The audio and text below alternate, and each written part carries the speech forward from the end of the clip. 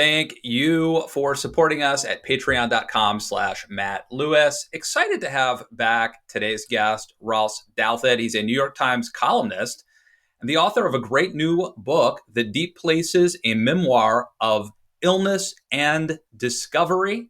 Ross Douthat, welcome back to the news. Thank you, Matt Lewis. It's been too long. It's a pleasure. It is great to talk with you, and I have to say, despite the fact that this is a serious book that grapples with serious difficulties, I loved it. I think it's a very important book, and so I'm so happy that we can talk about it today. Well, I appreciate it. I mean, I've found doing interviews so far, like, you don't want to sort of do false advertisement and tell people, oh, you know, this book is all fun and sunshine and rainbows, right? Because it's sort of a harrowing story of one man's descent into physical torment. But I do think it's a page turner, right? I mean, people, it reads pretty quickly. You know, you want to know what happens next to in the secret rural life of Ross Douthat. So anyway, I'm really glad you enjoyed it. So let's talk about it. The book starts off with you being, on top of the world, man. You know, you're a columnist for the New York Times. You're living in Capitol Hill, near Capitol Hill in Washington, D.C., and you've got a couple kids. You want to have another baby, and you have this chance to move back to Connecticut, where you and your wife are both from, and sort of like this dream house, right? And so why don't you just, I got a million questions, but talk about that opening, because I thought it was almost like eerie, like a horror movie would open, with things being so good, right? It can only go one direction. It definitely has a sort of mild Stephen King vibe. So yeah, this was 2015. My wife and I had been married about 5 years. 8 years. We had 2 little girls. We lived in DC, and like a lot of people that we knew in the city, young professionals, fellow parents of young kids, we had this fantasy of escaping from, the Beltway and all its corruptions and really all its like overly competitive school systems, and living in the state we were both from, in New England, where our families were both from.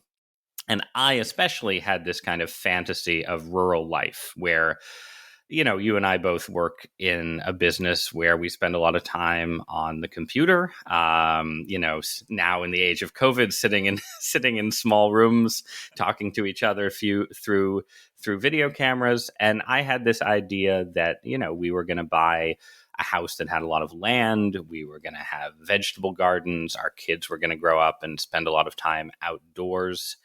And unlike some of our friends, we had jobs. My wife was a writer for Smithsonian Magazine and was working on her first book. I was a newspaper columnist, had, basically a dream job that would let us go live somewhere outside the big city. And so we, at a certain point after a winter where our row house felt really too small for us and we had pipes burst and all these things happen, where we were like, okay, this is it. This is a sign, right? Like the universe is ready for us to make the leap. We just went ahead and did it. And we sold our house for more than we expected because the real estate market in DC was insane. And so we had this extra money, and we immediately, recklessly, idiotically just plowed it into this big house built in 1790 with like a Revolutionary War era fireplace. One of those things where there's the fireplace and then there's the little ovens next to the fireplace where made of stone, where they would bake the bread or just put it in to warm. Anyway, very rustic, romantic, very rustic. Yeah. Barn, pool. And it sort of sits on a cliff, and really, like, you shouldn't buy houses that sit on cliffs. This is like horror movie 101, Matt. But it sort of sat on like a miniature cliff, a sort of multi-level rocky sort of fall down to this pasture where the previous owners had horses, and so you had sort of the view of this pasture, which is, in the spring when we bought the house, or when we made the offer on the house, it was, beautiful and green and verdant and perfect. And here, well, I can hold up the book, but the cover illustration that was chosen for the book, I think chosen really well, is more like, it's not actually a picture of it, but it's more like what that view looked like in the winter, Mm, right? The sort of, yeah. which was, not a slightly darker vision, but not one we sort of were thinking about when we bought the house. So we went ahead and did this. We set it up so we would stay in our DC house through that summer and move in August, and have time to sort of wrap up our DC lives and, have farewell dinners with all our friends, all these kind of things before we set off on our rural adventure.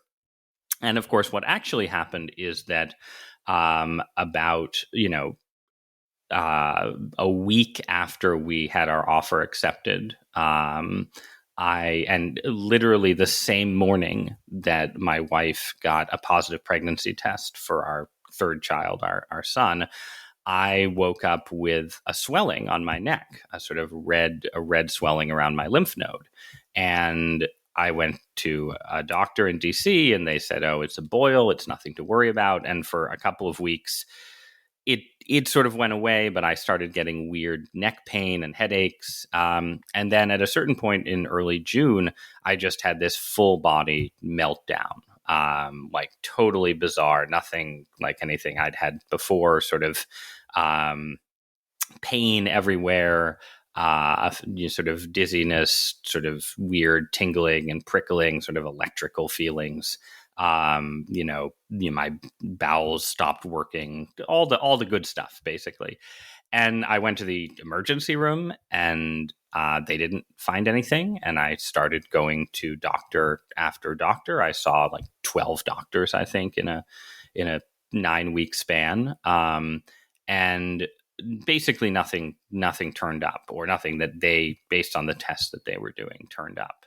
And so I spent that summer, while we were in DC, just sort of cycling through theories of what was wrong with me, whether it was, sort of a brain tumor, the sort of dire possibilities, or whether it was, what the doctors were saying to me, some sort of stress-mediated psychosomatic illness. And meanwhile, I just got worse and worse. I had phantom heart attacks. I went to the emergency room over and over again. I stopped sleeping. I was sleeping about an hour a night. I lost 40 pounds, which probably I needed to lose 10 or 15, but 40 was not good. I looked like, a sort of gaunt ghost by the end of the summer.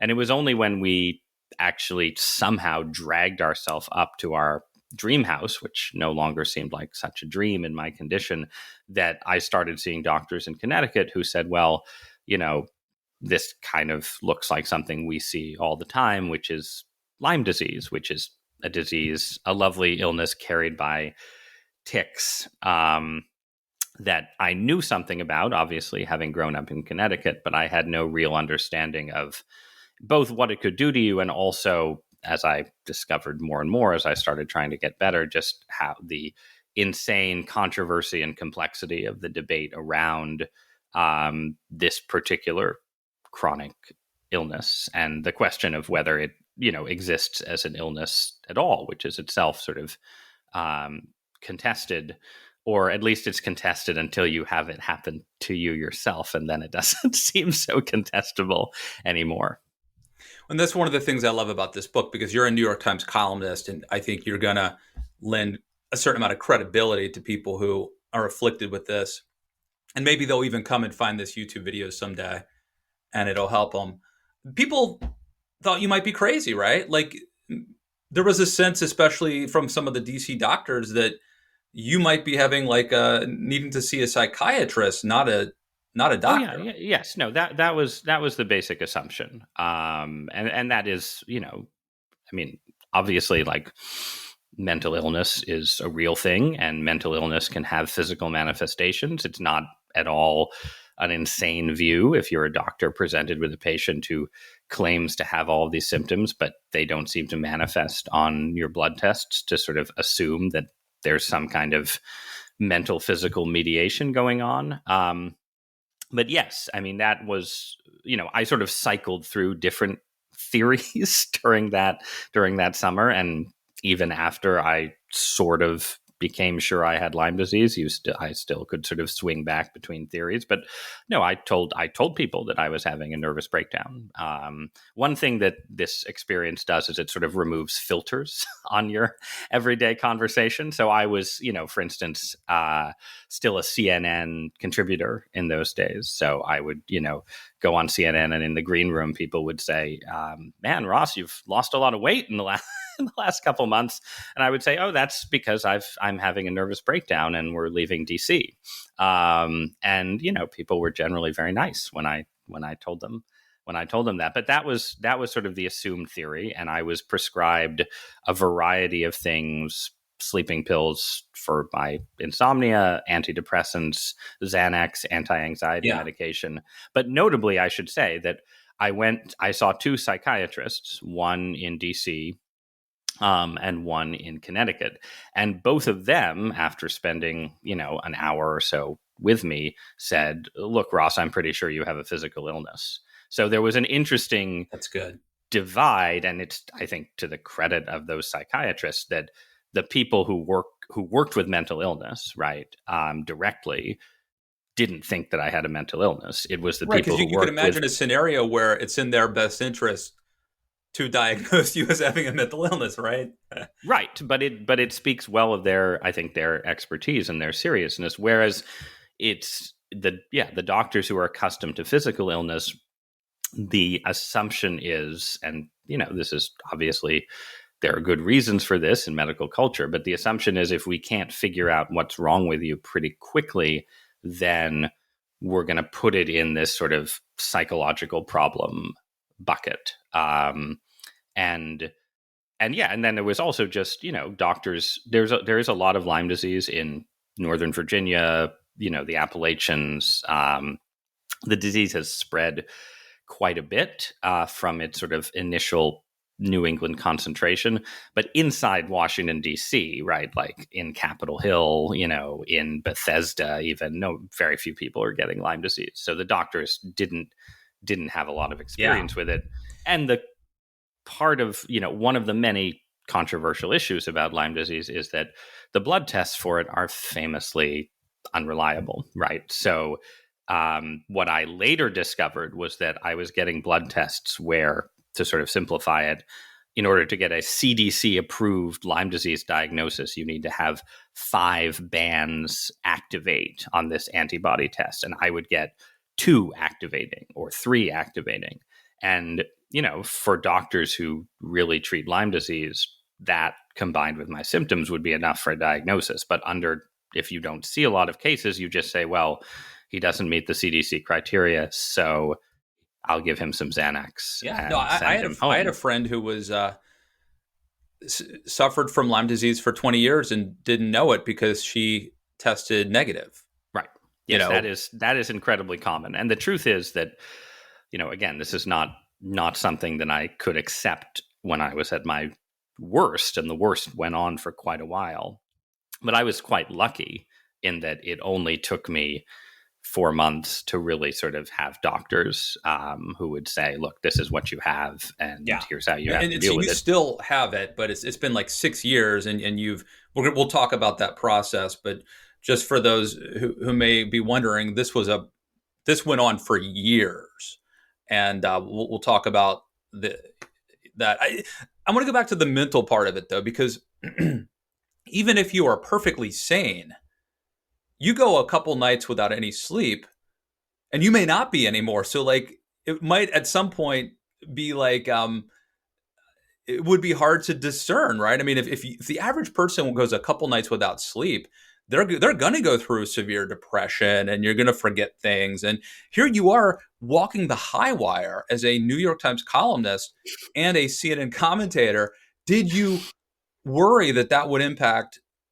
You can't leave your job because it's a dream job and you need the insurance, presumably, to the degree that insurance covers any of this, right? And we had closed on this house that, cost a substantial sum of money, and we owed mortgage payments on it. And so, yeah, it was to the extent that I could keep my job, I needed to do so. And yeah, I mean, again, there is a way in which I was fortunate in that a job like mine, like the kind of work we both do, is one that doesn't require you to be in an office from 9 to 5, right? If I had been at like high-powered corporate attorney, I would have lost my job, or gone on extended extended unpaid leave or something very, very quickly. Any kind of job that required like being sort of with it and together from 8:30 in the morning to 6 p.m. at night, I never could have held. But my mind did still work, which was again part of the odd thing about having doctors say, well, your body is probably okay, and your mind is creating phantom symptoms.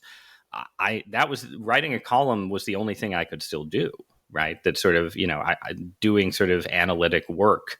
It was almost a way of sort of shutting out the feelings in your body. You sort of push your brain into God help us, into the Twitter sphere, right? Or something. And it doesn't I couldn't do it all the time, but I could do it for, a 2-hour block. So yeah, I mean, you can go back, viewers can go back and reread my columns from the summer of 2015 and assess for themselves how stable I seemed. It was also the summer, right, when literally Donald Trump comes down the escalator and the whole Trump era starts out, about a month after I got sick. So there was a way in which generally I felt like, it's one of those, those movies where you sort of stumble into an alternative timeline by mistake, right? And that by getting sick, I had somehow taken the whole world out of like normal politics and into the madness of the Trump era. So this brings us to an aside that I want to talk about briefly. We'll just put a pin in the larger story. But I didn't know about this. You were visited by the Secret Service, Yes. And they searched your attic and your basement. What's the story? Yeah, so this is right. So there's a lot of comedy that, again, is easier to appreciate in hindsight when you get into these strange situations. But right, so we were living. So we made the move. I got a diagnosis. We were then living in the country. It was really, really. I'm sorry. It was really, really hard then for me to get better. So I went on heavy duty antibiotics and sort of stabilized myself. But actually getting rid of the disease turned out to be an incredible challenge. So I was in this condition of kind of rural isolation for a long period of time. And at a certain point, as everyone knows, right? Like journalists doing stupid things on Twitter is just sort of part of the nature of the world we live in. And one of the stupid things I did on Twitter during this period was, I was thinking about Trump and how Trump had some sort of political similarities to this character in the Stephen King novel, The Dead Zone, where there's this sort of populist politician and the main character is a psychic. And he realizes that the populist politician is going to bring about nuclear war. And so he goes through this agony. This is also a movie with Christopher Walken and a TV show. So there are many ways to encounter it. But he goes through this agony and decides he has to assassinate this candidate to save the world. And he tries it, and the assassination fails, but the candidate picks up a baby to shield himself. And that is, this career-ending thing. And so the world is saved even without the assassination happening. And for some reason, I took a clip from the Christopher Walken movie of, I think of the scene where the guy is holding up the baby. And I said, maybe this is how the Trump campaign will end. And I was literally, I'm not sure I said this in the book. I think it was literally there was a big storm that had knocked out power. And so I tweeted this, and then I was without the internet, in the country for a few hours. And when I came back online, I suddenly got a call from my boss saying, hey, Ross, some people are interpreting this tweet as like a threat against Trump. You should probably take it down. And I was like, oh, man, people, they're always misreading things on the internet. Come on. But I took it down, and I said something apologetic and said, this was a joke. I didn't mean anything by it. Then we, take our family. By that point, our son had been born, so we had a newborn baby, and we went and, wandered around the mall as we would do sometimes in those days, and ended up eating, I think, at Chick-fil-A. And I get a call, and the voice on the other end says, Mr. Douthat, probably they said Mr. Douthat, or, some kind of mispronunciation. This is the Secret Service. We'd really like to talk to you. And I said, well, sure. How can we make that happen? And they said, well, very easily, because we're at your house. And so, we very boldly finished our Chick-fil-A. We were like, we're finishing the meal. And then we drove back to the house, and they were there with a local policeman too. And yeah, they wanted to talk to me about whether I intended to threaten Donald Trump. And I sort of, I persuaded them that I did not, and that I was just an idiot who had done something stupid on Twitter, right? Like, I think they eventually, or they got that. I showed them other movie clips that I had posted. I think I said, look, I made this joke about a scene from Lord of the Rings, but I'm not saying Trump is like Denethor. Anyway, so it was that kind of thing. But of course, hanging over all this is the fact that I have a totally bizarre illness, and I'm, living like a hermit in the country with my poor wife sort of trapped with me. So then, then they take her aside, right? And they're like, so do you have any reason to worry about your husband's, mental stability? And of course, she had many reasons to worry about my mental stability. And I am very grateful to her to this day for not like giving them some sort of coded wink, like he thinks he has a chronic illness. But they did. Yeah, they did search the attic and the basement for, weapons, munitions, all of those kind of things. And as I've said, it was a very big, old house. So there were actually plenty of places where I could have hidden my arsenal. But yeah, in hindsight, it's not clear whether that was, sort of a particular low point or a particularly hilarious moment. But either way, it was an experience. Oh my, wow. That's scary. That is scary. Well, let's talk about. I later was doing some kind of TV show in a green room several years later when I was doing much better, and there was a Secret Service agent there. I think he was dating one of the people appearing on the show.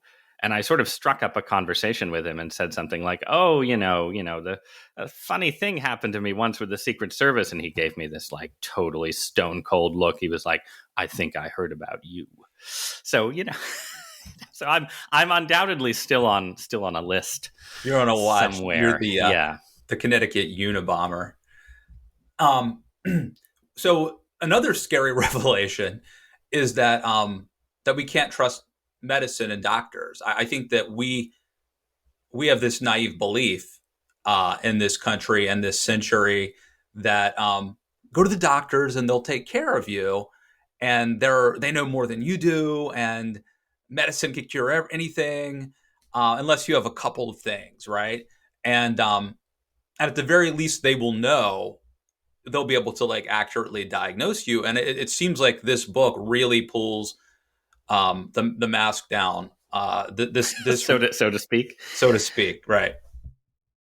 Yeah, I mean, I do want to be clear that modern medical science works incredibly well and does all kinds of things to save, prolong, and preserve life that I'm incredibly grateful for. And most of what I did to get better came in one way or another from specific doctors, researchers, from forms of medical science, right? So this book is not a critique of sort of the idea of, medical knowledge as a guide to health. But it is effectively a critique of how medical consensus gets established and how it can get established in ways that pretty clearly exclude some important realities about the nature of certain diseases, right? And in the case of Lyme disease, the reality is that people who get Lyme disease and take a 4 to 6 week course of antibiotics, most of those people will get better. And people who don't get better quickly then usually have to do a lot of really, really weird things over a long period of time, starting with just taking lots more antibiotics for months or Yeah. even years instead of weeks, right? But and these are also, I mean, you had the like social capital and mental uh, ability to do that, right? I right, imagine there are some people who would get this and they would not have the wherewithal. So yes, there's no, two types of doctors that you encountered. There's the sort of the establishment doctors, and they think they figured it out. well, Um, the official right, the official right. view is that you treat Lyme disease for 4 to 6 weeks. Most people get better, and the people who don't get better, it's just sort of a mystery, and there isn't anything specific that can be done to help them because anything you might try is too risky. And so then there are various sort of sub views of what is actually wrong with those people, right? There's a view that, they have that they're attention seekers and hypochondriacs. There's a more sympathetic view that it's, sort of psychogenic in some more mysterious way. There's what I think is probably the most widely held view among people who take it seriously, which is that the infection is gone, but your immune system can't stop overreacting, right? So that it's you have sort of an immunological disease in the style of lupus or multiple sclerosis or things like this, right? But all of those views, the cash out as you shouldn't try and treat the disease anymore. You certainly shouldn't keep taking antibiotics. You shouldn't act like you still have a live infection. So that is the official view. You could, And if you then had done there's that, you would be miserable, right? You would have been accepting that you have this chronic, debilitating disease, and that it might just be in your head, but you would have been miserable. That was not really a good yes. option. No, and I mean, again, this is sort of a way in which I was fortunate in that there are people who have Lyme disease in a chronic form for whom it sort of creeps up on you. You'll take a dose of antibiotics, you'll feel better for a while, and then you'll gradually get worse and worse. And I was much sicker than that, which meant that I couldn't I literally could not stop the antibiotics without sort of falling off a cliff. So I would have phases where I would say, all right, I'm not going to be crazy. I'm going to listen to the official view. I'm going to stop taking antibiotics and just sort of wait to gradually feel better. And every time I did that, I just became much, much, much worse. And it was very clear that only the antibiotics were stabilizing me, which in turn is what this dissenting group of doctors thinks is going on, right? Namely that in most of these cases, not all, there's lots of diversity, but in most of these cases, people still have an infection.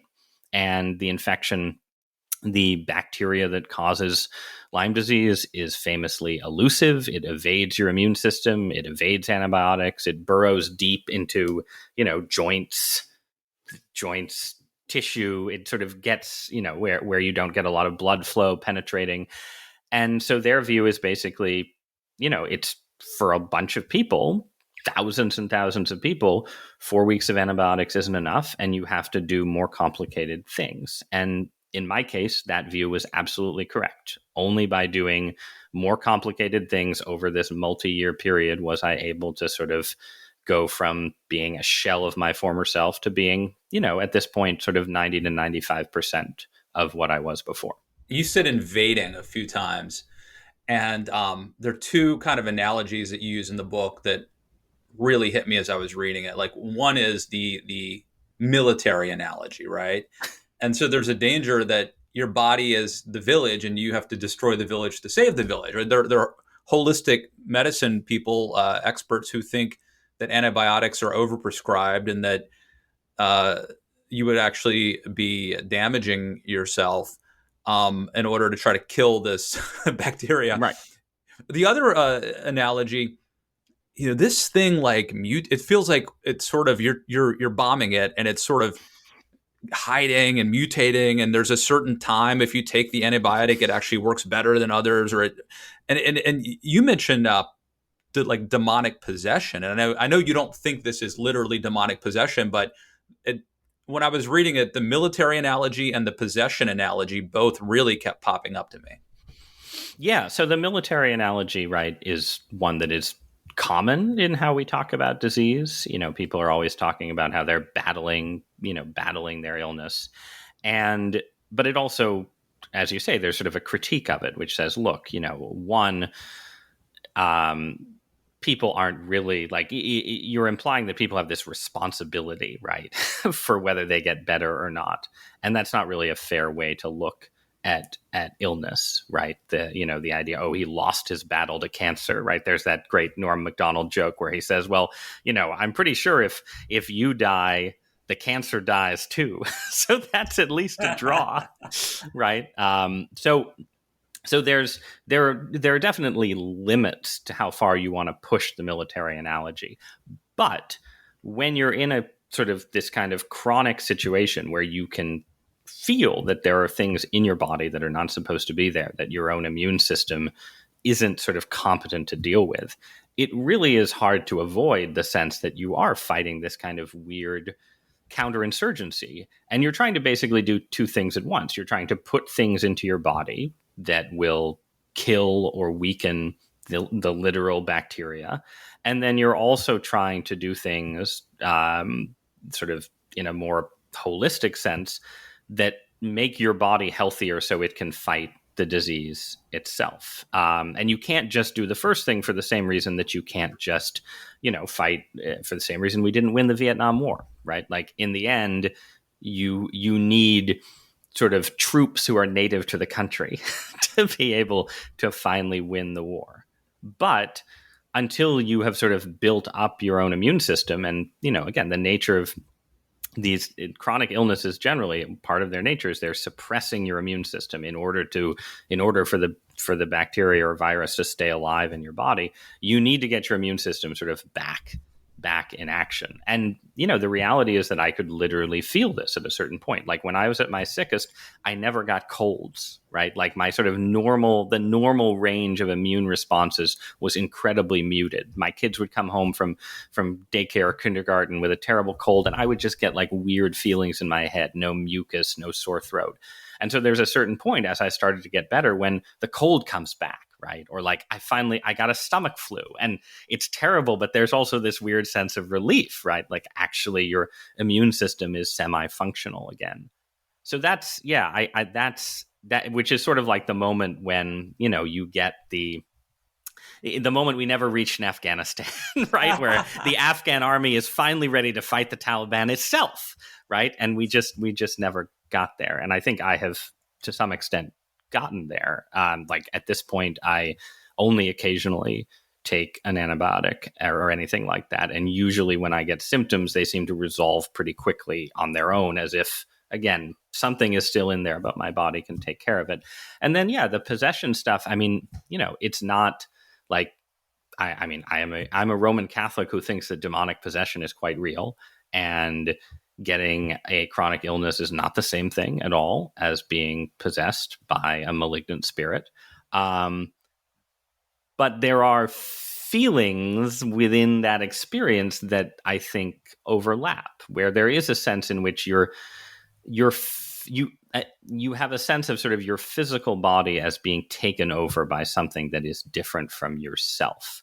And you have a sense, I always had this real sense of myself as somehow imprisoned in a body in a way that I'd never felt before, right? Where you're sort of, your body, it's a very sort of Cartesian dualist feeling. Like you're sort of, you yourself are in there somewhere. You're in this physical form.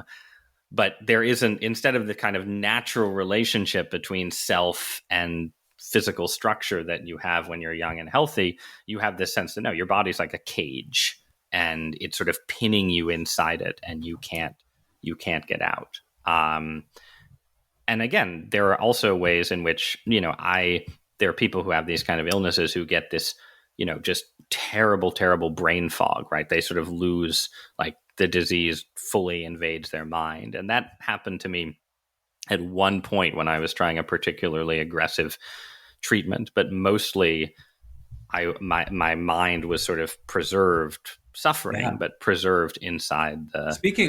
Speaking of the frame. aggressive treatments, I mean, you did IVs, antibiotic IVs. You went to pet stores and bought. There's so Well, many not at the parallels. pet store, on the internet. Yeah. Was No, it the internet? We'll talk about I it. did reckless. Yeah, I did reckless things. Because at a certain point, there was a point at which I started to sort of figure out how to actually, well, felt like I was figuring out how to actually kill the bacteria in large numbers instead of just sort of containing it. And there's this thing that Lyme patients get that you also get with syphilis and some other diseases called the Herxheimer effect, where if you take something that kills bacteria in large numbers, they sort of die and flood your bloodstream, and so you feel worse. And so at a certain point, once I figured out what combinations of antibiotics to take, I could sort of make this effect happen almost on demand. I could take certain things, feel worse for a little bit, and then get this feeling of relief. But again, it didn't like immediately make me better. It was clear that I would have to do this over and over again for a very long period of time.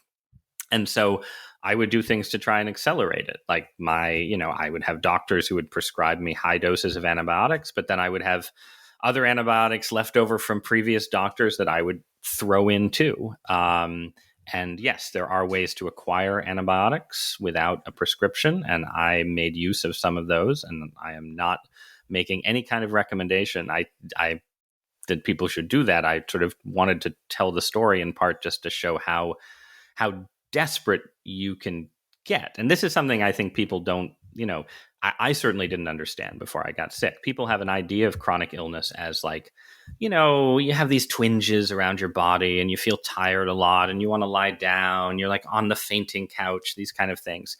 And, there's people maybe for whom that's true, but not just in my experience, but in the experience of many, many people that I now know and have read and talked to. No, the experience of chronic illness is like you're being tortured constantly. And when that's going on, the idea, that like, well, you just have to sit back and wait and, give it 6 months, give it a year, see how you feel. Like at a certain point, that just becomes impossible. And the everyday agony is such that it becomes reasonable to do unreasonable things, I think is the best way to put it. And I tried some strange things. I didn't try every strange thing that you can do. There are people who've tried even stranger things than I did, but I certainly did things, not just the pet store antibiotics, that I would not have anticipated doing. Go ahead. Well, one of the strange, I want to talk about this because this is something I believe in, that I've had a little experience with, a little bit. One of the strange things you did has to do with electromagnetic sort of tones and frequencies, right? Yes, I used what is called a Rife machine, which is named for a very strange American character named Royal Raymond Rife. And it's a machine that generates, in its case, it generates sound frequencies that are, the theory is that they are supposed to shatter bacteria at a certain frequency, the way, an opera singer's high note can shatter a glass. But this is, like you suggested, sort of one piece of a larger world of magnetism, electromagnetism, sound treatments. Like there's a wide range of things that people do in this kind of sphere. Not all of which have this specific, like, we're going to shatter the bacteria conceit. And there is with all of them, you can find studies here and there that are sort of suggestive, right? Like there was a study from a university in Georgia, right, that found that sound waves could, in fact, seem to like kill bacteria in goat meat, right? But this is not to put it mildly, this is not a widely and deeply studied field, right? So what you have are tons of people doing all kinds of experiments with this, and I mean, I'd be interested to hear your experience, because one of the things that have found, of course, is that when you've never done anything like this, you assume that only the weirdest people would do it. Once you've done it and you talk to people, everyone's like, oh yeah, I had a machine like that for a little while after I, had a concussion and I had these migraines and it really helped with that. Like, the field of sort of personal medical experiments is extremely wide, I would say. Yeah. So I've never had the machine, but like a couple things. So first of all, you mentioned singing a couple times. There are studies that show that singing in a choir has really unbelievable. Now, in the COVID era, singing in a choir may not be the healthiest thing, but other than COVID, there are studies that show that singing in a choir has amazing health benefits that they cannot. Some of it could be community, right? You're joining with other people. Maybe there's a aspect, you're singing praises. I think there's a chance that it could also have something to do with the frequency and, Gregorian chants and things like that there may be something there that we don't understand. Yes. I mean, I think that's very likely. Something else you wrote in the book. So my wife and I go to this, my wife and I go to a physical therapist who specializes in like postural realignment and holistic medicine and like very credentialed, very into unorthodox techniques. And like, for a while I was having some major problems with my, I've talked about this before, with my back and my neck. I would just wake up with basically what you would call a stiff neck, but it would put me out for like 2 or 3 days, right? I mean, it was super bad. And I would go to like a massage therapist and that make it a little better. I tried going to a chiropractor and that freaked me out. The realignment I did not like. Something about that just felt wrong to me. And then I went to a traditional physical therapist who had me doing exercises to like strengthen my neck, and it would always come back. So finally I went to, and my wife, who's a very pragmatic person, was going to this woman, this hippy dippy therapist, and I was like, if my wife says that there's something to this, I'm going to try it. Cause my wife is like, no BS. And I go to her and she's like, oh, you're breathing wrong. And I'm like, come on, breathing is like innate. And she's like, she taught me how to breathe and I haven't had the problem for like 5 years. It totally went away. So then I started seeing her and she does stuff with like tuning forks and stuff like that. And here's the part that you mentioned in the book. She's done this to me before where like I'll complain of something and she'll start like poking around and then she'll be like, oh, this is your problem. And like, amazingly, she's right. And it's bizarre. This cannot be Western medicine. Right. No, I mean, and this is one of these things where, you sort of, I sort of hesitated about writing about some of these kind of experiences too much in the book, to the point where I actually tried to sort of concentrate the weirdest experiences in one chapter. Because there's like sort of a basic hurdle that I think I want like the skeptical reader to get over, of saying, okay, I am going to take chronic Lyme disease seriously. I'm going to take chronic illness seriously.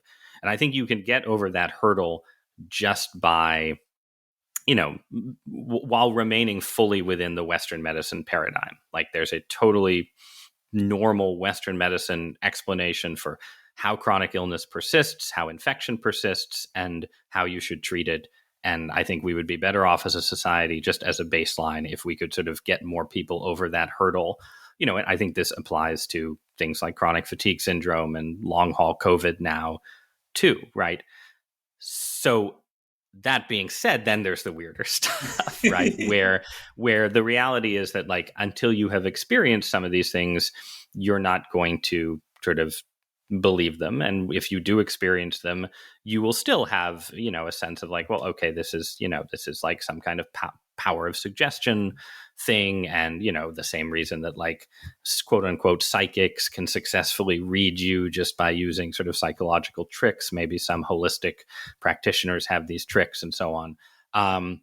But the truth is there's a lot of weird stuff out there, and there's this whole realm, right, of people, sort of people think of like chiropractors as the kind of people who sort of realign you, right? Take some piece of muscle next to your bone and yank it into place and so on. But then in sort of the zone of chiropractic and osteopathy, right, there are people who, you will go to see them and they won't even really touch you. They'll sort of move their hands around you. And we'll just say that odd things can happen in there. And again, I don't expect the skeptical reader to necessarily be persuaded by all of that. And I would just be happy if the skeptic were persuaded to sort of take the idea that sick people should take more antibiotics sometimes seriously. But yeah, you change, experiences like these change. I also had another to some extent. Well, I also had a different therapist who would use sort of, I guess, current on me.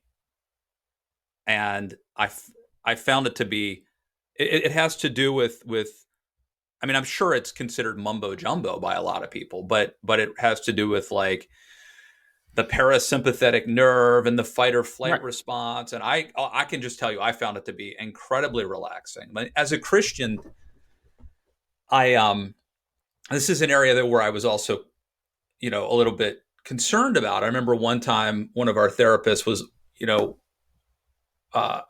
we're having one of our boys had a physical issue or something, and she was like, "At this time of day, have them sit by the computer, and I'm going to think about that." And I was like, "No, that feels too spiritual to me." You know what I mean? Like, and I guess my question for you is two-part. As a Catholic, how did this whole experience impact your faith life? And also, like, did the kind of mystical part of your of your recuperation, like, did that concern you at all in terms of being like the occult or something like that? Yeah. So there was one. I mentioned this in the book, right? There was one person I saw who, sort of did the full crystals and tarot cards thing, not in what she was doing. I actually saw her for vitamin C infusions, which is, on the scale of alternative medicine things, it's relatively banal and was not particularly transformative for me. But certainly, yeah, there's this sort of moment when you as a Catholic Christian, in my case, are lying on the table looking up at the tarot deck on the wall next to you, thinking, "Have I taken a wrong turn here?" But my general view is right. That like I think there is sort of a zone of sort of spiritual reality. Now we're really wandering into speculative territory. I think there is a zone. There's a zone. Let me just say though, I think you were brave in this book by putting it all out there. I really admire that. You did. Put that on the cover. Yeah. No. This book is an act of exposure, definitely. And some people may find some of my analysis of like electoral politics less convincing after they've realized that I've allowed chiropractors to place magnets around my body. But no, I think that there is a zone of both spiritual and psychological realities that are sort of, that are sort of what's the word I'm looking for? Sort of between heaven and hell, right? You might say, and it's sort of it's risky, I think, to go into those zones too much, right? Like, I had you mentioned this sort of electrostimulation. I had a friend who did a version of that. She was having terrible lower back pain, or what she thought was terrible lower back pain. And she did this kind of nerve stimulation on it. And it sort of, it had a terrible result where it sort of like made her whole body kind of feel like it was going haywire. And later she sort of did some research and realized that like this treatment she did was connected to some ideas in Eastern medicine about, sort of like releasing some kind of dragon energy that's coiled at the base of your spine, right? And, you know, one of, one of my takeaways from her story was, this could be totally real, and maybe sometimes you don't want to release the dragon energy coiled at the base of your spine. Well, look what right? happened when Charlie Sheen released the dragon energy. Well, that's right. Well, that's its own right. Yeah. So I mean, I think it's really important to stress, not just the dangers of taking too many antibiotics that you've purchased, without a prescription, but also, sort of psychological and spiritual perils that lie in these sort of experimental borderlands. I think those perils are real. At the same time, like most human beings throughout most of history have lived more of their lives in those borderlands than we do, right? Like, that and that's and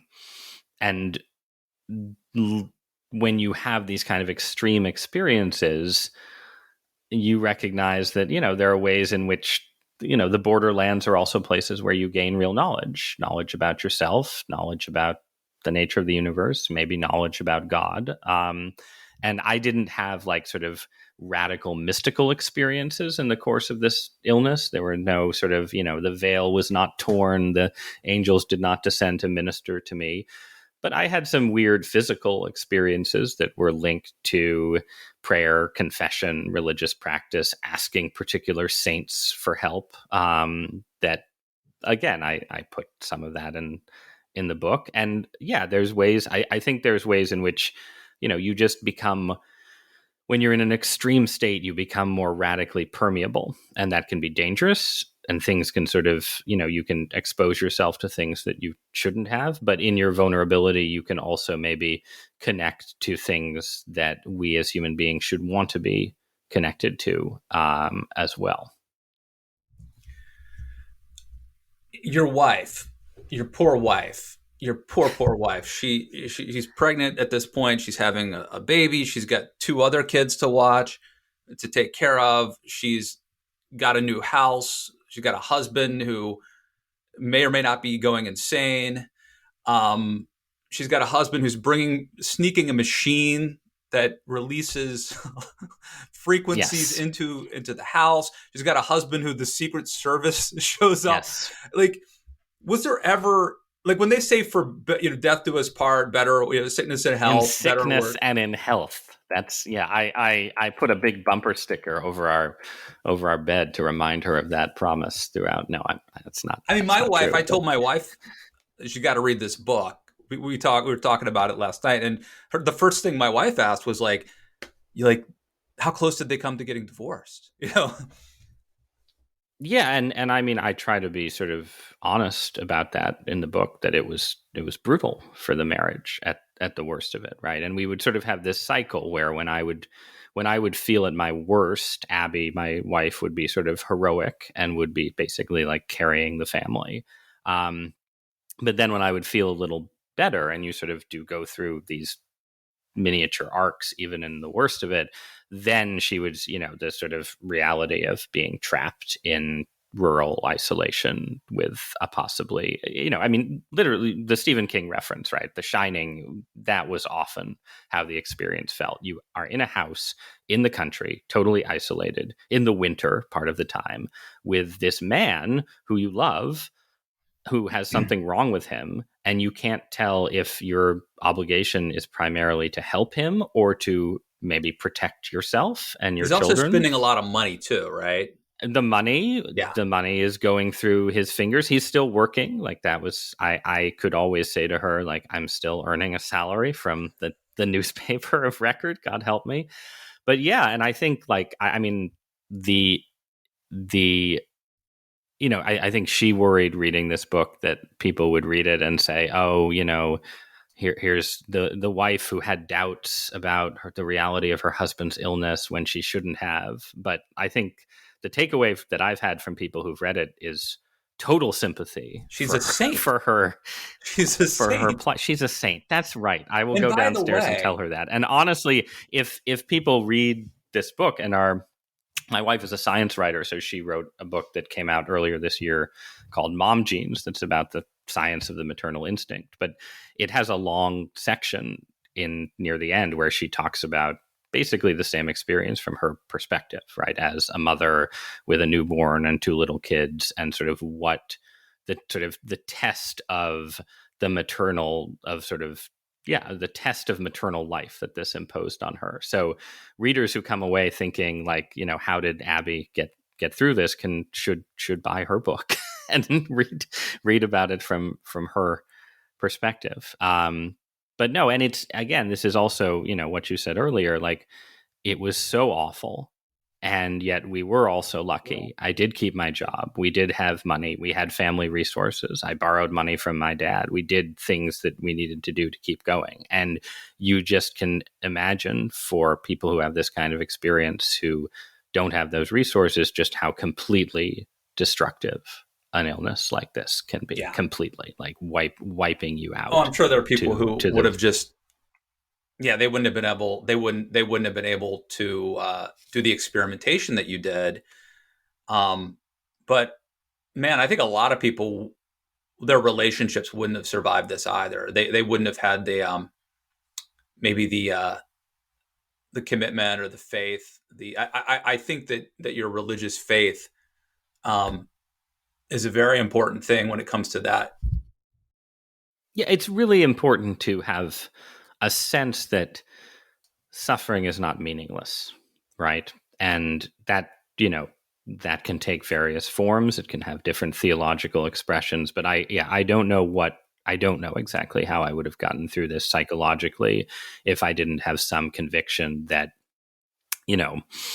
this was part of a story. It was not just random that this happened, and I mean, that's not always comforting, right? Because it inspires a certain healthy fear of the God who would let things like this happen, right? Like, but it's still better, I think, to fear the God who's delivered you to this kind of suffering than to think that there's no purpose to it whatsoever, and you could suffer like this for the rest of your life, have your life destroyed, and would be totally meaningless. One of the really interesting parts of the book has to do with the comparisons, and you've hinted at this a little bit with the long-term COVID, but the comparisons between this and COVID. There is the lab leak theory. There is the hydroxychloroquine analogy. Talk about that. Well, so COVID and Lyme are in certain ways totally different, right? One is COVID is much more life-threatening. It is an acute illness that arrived suddenly and infected tens of millions of people incredibly quickly, whereas Lyme is a, for most people, not immediately life-threatening condition that spread very slowly over decades and took a long time to come to people's attention.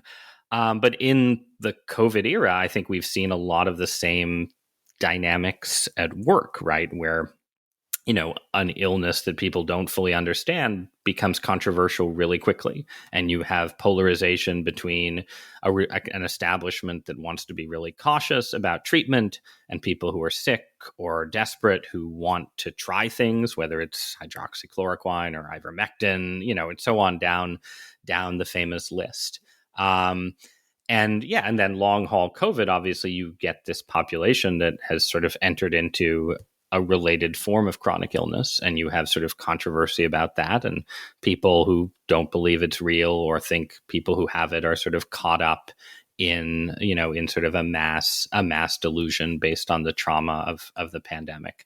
So the experiences are not exact parallels. What you see instead are just a lot of really interesting echoes. And also things get flipped sometimes, right? Like some of the people who were most committed to the idea that COVID is just the flu and it's not a big deal and it's being overstated, they are sort of the outsiders, but they can sometimes sound the way like insiders sound about Lyme, like, oh, it's overstated, it's not that bad, people are being hysterical, right? So there's a lot of weird sort of weird, yeah, echoes, parallels, and similarities in just basically just how like what medical debates just don't happen in some sort of perfect abstract universe of impartial analysis. They happen in cultural contexts, in institutional contexts, in all of these contexts that, make it harder than it would be ideally to get to the truth of like, why are people sick and what can we do to help them get better? And then, yeah, there is a lab leak theory of Lyme That's disease this that I find interesting. Talk about this. well, it centers on the fact that if you, just as the coronavirus started in Wuhan, very, very close to a laboratory that studies coronaviruses. The old Lyme and Lyme, Connecticut, the two towns the disease are named for, where some of the first cases were discovered in the 1970s, sits just across a small body of water from an island in Long Island Sound called Plum Island that happens to be one of the US government's biowarfare laboratories. And in fact, if you draw a sort of, well, Lyme disease is famous for the bullseye rash. If you drew a bullseye when of cases in the Northeast, it would basically look like sort of half a bullseye because you have the Atlantic Ocean on one side, but the center of that sort of semicircle, if you will, would, be somewhere kind of close to that laboratory. So that's weird, right? And there have been people who've looked into this in more detail. And I don't, I think the evidence is pretty inconclusive. There are some, Lyme disease did not originate in a laboratory. Clearly we can see that it existed in North America going back hundreds and thousands of years. There is a Midwestern version of Lyme disease that's followed sort of the same patterns as the East Coast version that presumably did not emerge from a lab leak. So there are good reasons to think, no, this is just a natural disease that spread because basically we built suburbs, we cut up the woods, we came in contact with deer carrying ticks in larger numbers, and we got an epidemic. But it's still kind of weird because they did, and there isn't any definite evidence that the lab experimented with deer ticks in particular or with the Lyme bacteria. But they did do tick experiments. They did experiment with ticks. It is pretty easy to see how you could have had a leak, like it's on a migratory bird route, right? So you could, anyway, I guess my own book basically says, I'm not convinced by the lab leak theory, but it certainly merits attention and investigation because, as with Wuhan, it's a little strange, I guess, is the best way to put it. As you can see, Ross did not pull any punches in this book. And I think that you should read it because the process, it's actually, as we noted at the top, Ross, it's a surprisingly easy read, but it also going through the experience of reading it, I think will allow people to kind of identify with what you were going through at the time in a way that like a conversation about it can't do. So I think we have really teased it. People should get the book. It's called The Deep Places, a Memoir of Illness and Discovery. I highly recommend it. Go get the book, The Deep Places. Ross Douthat, thank you for coming back on the news. Matt, thank you so much for having me. This was a great pleasure. And good luck, with all of your own experiments on the edges of medicine.